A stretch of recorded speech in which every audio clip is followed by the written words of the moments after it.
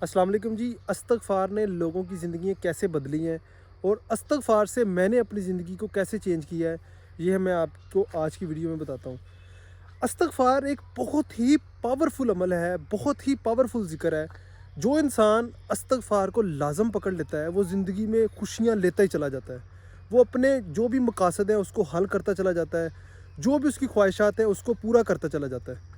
یہ سب کیوں ہوتا ہے؟ استغفار کے پیچھے کیا اتنی بڑی سائنس ہے کہ ہر بندہ جو استغفار کی فضیلت کو سمجھ جاتا ہے وہ اللہ پاک سے بہت کچھ حاصل کر جاتا ہے۔ تو جیسا کہ میں آپ کو اپنا تھوڑا سا بتا دیتا ہوں، کیونکہ اپنے سے بڑھ کر تو کچھ بھی نہیں ہے۔ اگزامپل، میرے فائنینشیل حالات کچھ سال پہلے بہت مشکل ہو چکے تھے، جو کہ مطلب میں ابھی خود سوچتا ہوں تو میری آنکھوں سے پانی آ جاتا ہے، اتنے مشکل حالات آ چکے تھے۔ تو میں نے استغفار کی فضیلت کو پڑھا، میں نے استغفار کی فضیلت کو سمجھا۔ لیکن جب میں نے اس کو سمجھنے سے تو کچھ نہیں ہوگا، جب تک کسی چیز کو سمجھ کے اس پر عمل نہ کیا جائے تو اس کا فائدہ کچھ نہیں ہوتا۔ تو مجھے جب اس کی ویلیو کا پتہ چلا تو میں نے استغفار کو کرنا اپنے اوپر لازم قرار دے دیا۔ اور میں نے ایک حدیث سنی تھی جو کہ صحیح حدیث ہے، اس کا میں مفہوم آپ کو بتا دیتا ہوں کہ جس نے 3 مرتبہ سوچ سمجھ کے یہ پڑھ لیا، بسم اللہ الرحمن الرحیم، استغفر اللہ الذی لا الہ الا هو الحی القیوم واتوب الیہ، اس کے جو پچھلے صغیرہ گناہ ہیں نا وہ سارے کے سارے معاف ہو جائیں گے۔ تو آپ خود سوچیں، صرف 3 بار سوچ سمجھ کے پڑھنے والے کو اتنی بڑی اس کے سارے گناہ معاف کر دیے جاتے ہیں۔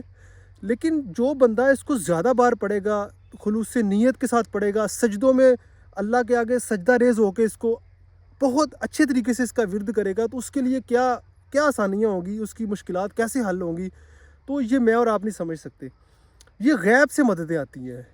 جو بندہ اللہ پہ ایمان رکھ لیتا ہے، استغفار پہ ایمان رکھ لیتا ہے، یا اللہ کی چیزوں پہ ایمان رکھ لیتا ہے اور وہ اپنی زندگی میں اپلائی کرنا شروع کر دیتا ہے، یار میں نے آج تک کوئی ایسا بندہ نہیں دیکھا کہ وہ محروم ہو کسی بھی چیز سے، اپنی خواہشات کو پورا نہ کر پا رہا ہوتا ہو، تو میں نے آج تک نہیں دیکھا۔ جو اس چیزوں کو سمجھ گیا نا، اللہ کی پاور کو سمجھ گیا، اللہ پاک کے انداز کو سمجھ گیا، اللہ پاک کے الگوریدم کو، اللہ کے نظام کو سمجھ گیا، اور اس نظام کے تحت سمجھنے کے بعد اس پر عمل کر گیا، تو میں کہتا ہوں کہ وہ دنیا میں اور آخرت میں ہے ہی سرخرو، اور انشاءاللہ تعالیٰ وہ کامیاب ہے۔ اتنے مشکل حالات میرے، اور میں نے استغفار کو اپنے اوپر لازم پکڑا، میں نے استغفار پڑھتا رہا، میں نے بہت پڑھا اس کو الحمدللہ، اور 1-2 اور دعائیں تھی، میں نے استغفار کو نہیں چھوڑا۔ تو اللہ نے میرے غیب سے ہی مددیں کی۔ یقین کریں مجھے گمان بھی نہیں ہوتا تھا یار یہاں سے بھی مجھے کچھ آئے گا رزق، یہاں سے بھی مجھے کچھ ملے گا کھانے کو، یا ایسے مجھے یہاں سے بھی کچھ ملے گا۔ تو بس اللہ کا یہی تو سسٹم ہے، اللہ کے آگے کون سی مشکل ہے؟ ہماری سوچ ہے بہت چھوٹی، لمیٹڈ سوچ ہے، بالکل چھوٹی سوچ ہے، مائنر سی سوچ ہے۔ ہم اپنی ڈومین میں رہ کے صرف یہ سوچتے ہیں کہ ہم اپنے دماغ سے کریں گے، ہم اپنے دماغ سے چیزوں کو بدلیں گے، لیکن ایسا نہیں ہوتا بھائی جان۔ ہوتا کیسے ہے؟ اپنے دماغ کو تو یوز کرنا ہی ہوتا ہے، لیکن اللہ پاک کی مدد کو ساتھ رکھنا ہوتا ہے، اللہ پاک کے طریقے کو ساتھ رکھنا ہوتا ہے، اللہ پاک کے سسٹم کو مد نظر رکھ کے ہمیں کچھ نہ کچھ کرنا ہوتا ہے۔ جب ہم اللہ کو چھوڑ کے اپنے دماغ سے کام لے کے آگے چلتے ہیں نا، تب ہمیں خسارے ملتے ہیں۔ یہ 90% لوگوں کا، بلکہ 100% لوگوں کا یہ خسارے کی وجہ بنتی ہے کہ ہم خود اپنے آپ سے کچھ کرنا چاہ رہے ہوتے ہیں، لیکن ہم اللہ پاک کو پیچھے کر رہے ہوتے ہیں، مطلب اللہ پاک کی بات نہیں مان رہے ہوتے، جیسے اللہ پاک کا سسٹم ہے، ہم اپنے دماغ سے ڈپریشن میں چلے جاتے ہیں۔ ہم یہ نہیں سمجھتے یار استغفار پڑھنے سے کیا کیا فضیلتیں ہیں، اور دعائیں ان کو پڑھنے سے، 5 وقت کی نماز پڑھنے سے، اللہ سے مانگنے سے، تہجد میں کہتا ہوں کہ مانگنے سے کتنی فضیلتیں ہیں، کیا کچھ نہیں بندہ حاصل کر سکتا۔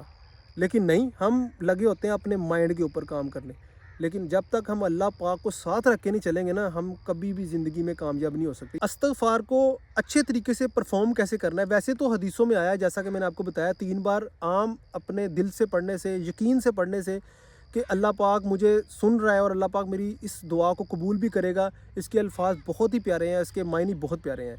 جو استغفار ہے نا، سید الاستغفار جس کو کہتے ہیں، وہ ہے استغفر اللہ الذی لا الہ الا هو الحی القیوم واتوب الیہ۔ یہ ہے، اس کو آپ نے اپنے اوپر لازم پکڑ لیا۔ اگر آپ سے یہ نہیں پڑھا جاتا، آپ مصروف ہیں اتنے، تو آپ استغفر اللہ واتوب الیہ بھی پڑھ سکتے ہیں، لیکن اگر آپ کا یہ بھی ٹائم نہیں ہے تو آپ استغفر اللہ استغفر اللہ استغفر اللہ پڑھتے رہیں۔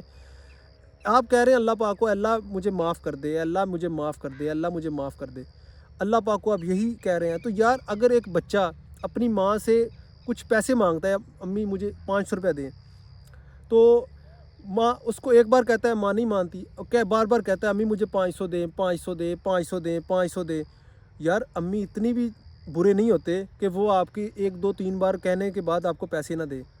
تو جو اللہ 70 ماؤں سے بھی زیادہ پیار کرتا ہے، اور ماں کے تو پیار سے کئی گنا زیادہ پیار ہوتا ہے، تو اگر آپ اس کو کہیں اللہ مجھے معاف کر دے، اللہ مجھے بخش دے، اللہ مجھے بخش دے، مجھے عطا کر دے، مجھے بخش دے، یار وہ اللہ کیوں نہیں کرے گا؟ آپ سوچیں، دماغ سے سوچنے والی بات ہے، وہ اللہ جو اتنا پیار کرتا ہے اپنے بندے سے، وہ معاف کیوں نہیں کرے گا؟ بس ہم لوٹ کر نہیں آتے، ہم اللہ کی طرف آتے نہیں ہیں۔ یہ اللہ کو سب سے بری چیز لگتی ہے کہ ہم غلطی کر لیتے ہیں لیکن اس کی معافی نہیں مانگتے، اس کا ازالہ نہیں کرتے۔